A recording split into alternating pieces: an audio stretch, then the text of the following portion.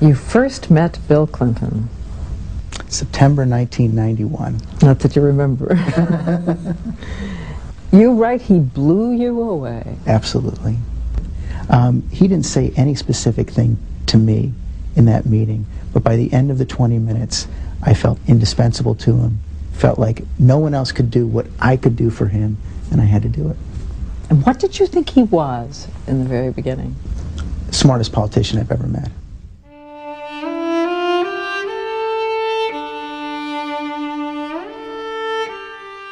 All Too Human tells the first-hand perspective of George Stephanopoulos, who spent more than 4 years of his life being the right-hand man for President Bill Clinton.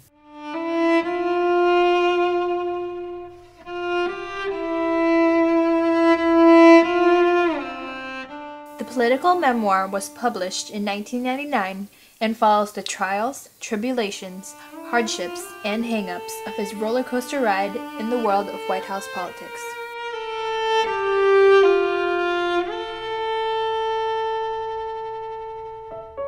George Stephanopoulos was born on February 10, 1961 in Fall River, Massachusetts.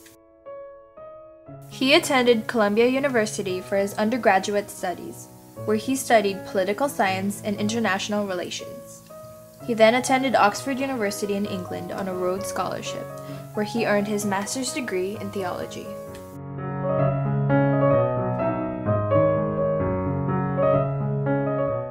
Stephanopoulos started his political career with entry-level positions for politicians in D.C., then moving on to the position of Chief of Staff for House Representative Ed Feigen. He worked on the Michael Dukakis 1998 presidential campaign and served as House Majority Leader Dick Gephardt's floor assistant until he joined the Clinton team. Under Clinton, Stephanopoulos held the position as press secretary and then senior advisor of policy. Stephanopoulos can be seen these days as a co-host on ABC's Good Morning America. All Too Human covers Stephanopoulos' time with Clinton, beginning from their very first introduction in September of 1991 to their last conversation in December of 1996. The reader follows Stephanopoulos through 2 grueling presidential campaigns and a 4-year term in the White House, encountering subjects like gays in the military, also known as Clinton's Don't Ask, Don't Tell policy. International relations, the highlight being the handshake between Israeli Prime Minister Yitzhak Rabin and Chairman Yasser Arafat of the Palestine Liberation Organization. Healthcare and welfare reform, headed by First Lady Hillary Clinton. NAFTA, also known as the North American Free Trade Agreement, as well as other trade negotiations. The budget and economy. Position appointments like Supreme Court Justices Ruth Bader Ginsburg, Stephen Breyer, and Attorney General Janet Reno. The Whitewater scandal, as well as the Monica Lewinsky scandal. Stephanopoulos clearly states his purpose in writing his book in the prologue.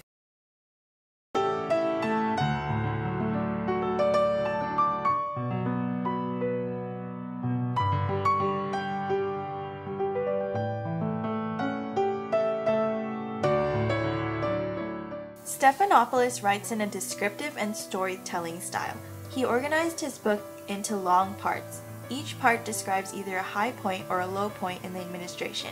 He emphasizes the real working of politics, giving readers a behind-the-scenes peek into the game of politics.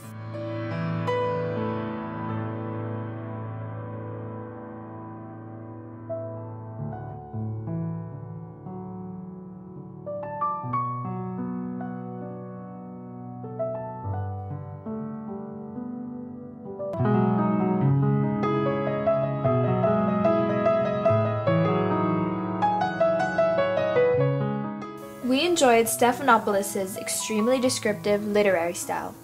We also appreciated that he was honest in his opinions and attempted to be as unbiased as he could while still informing the reader.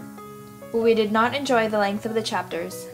We felt like he could have broken his 16 huge chunks into smaller, more accessible reading sizes. All the evidence from his book comes from first-hand experiences and direct quotes from other political players like Rahm Emanuel, James Carville, Al Gore, and Mario Cuomo. He also sources books and periodicals like Behind the Oval Office by Dick Morris and The Washington Post. Stephanopoulos included 8 pages of pictures ranging from his childhood to his time with Clinton. In 1996, George Stephanopoulos reached his breaking point. After suffering with bouts of depression and stress-related hives, he resigned after Clinton's re-election. 2 years later, Bill Clinton assumed the unfortunate title of the second president to be impeached. On December 19, 1998, the House of Representatives set forth the impeachment on the counts of obstruction of justice and perjury. Although he was acquitted by the Senate, the Monica Lewinsky debacle epitomized the out-of-control chaos of his administration. The same administration that George Stephanopoulos endured and enjoyed, the same administration that inspired the novel All Too Human. Now I watch from far away, enjoying the show, but wondering too. Wondering what might have been if only this good president had been a better man.